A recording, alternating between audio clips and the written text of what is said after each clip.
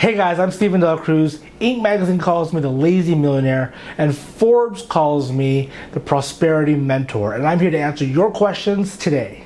So today's question comes from Frank out in Claremont, and Frank wants to know is, how do you create customer loyalty? Customer loyalty, right? You don't want to just sell one thing to one person and that's it. You want to have a constant base of customers coming back to you over and over and over again.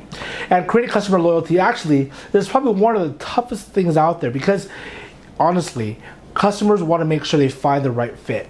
And so they always want to try different things often. Well, I tried this gas station, let me try this gas station. Or sometimes they don't really care about the brand, they just care about filling up their gas. Or they care about eating the burger. So how do you create customer loyalty? The kind of loyalty that they're willing to go above and beyond just to have you service them.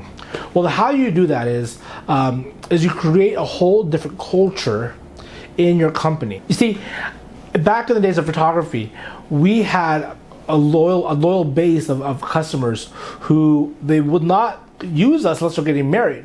So I had a bride who had all of her bridesmaids hire me for their wedding. Actually, so loyal, one of the bridesmaids told me, hey, me and my fiance are getting married, but we're not choosing a date. You tell us when you're available, and that's the date we'll choose.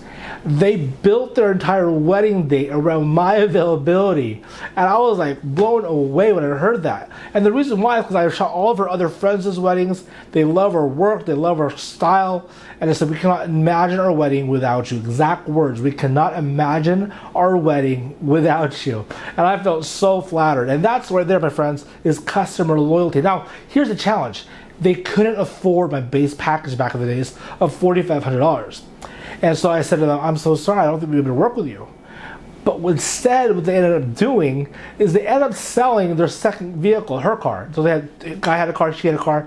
They sold her car just to be able to afford my services as a photographer back then.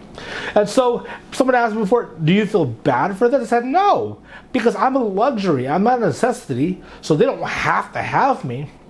But we've built such a way of a loyalty to all these people, the bridesmaids, by having these particular points.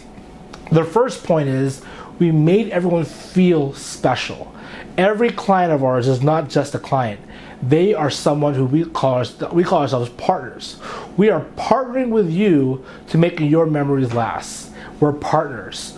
So we made them feel important as they're part of the process, and we're part of the process as well. Second off, we also made them feel very appreciated for going with us. You know, when brides would hire us, our base package was $4,500.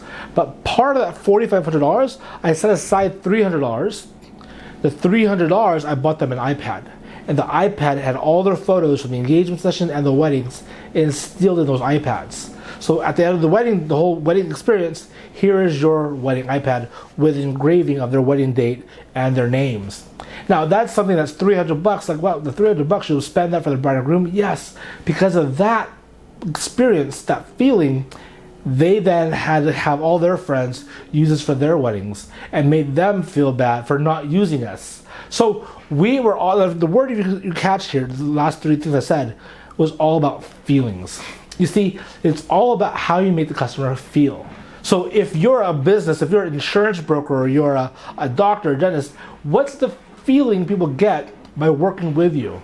How you build loyalty is you have to give them an amazing experience. From everything, from the touch points to everything. You know, and so that's the biggest thing there is, how are you giving them an amazing experience? Not just deliver the product, but how you deliver the product. Apple is great at this. Their packaging is phenomenal. You'll spend thousands of dollars with them, and usually you would have buyer's remorse, but you know the packaging is amazing, and that in itself is an experience. So I'm Dela Cruz, and that is your question of the day.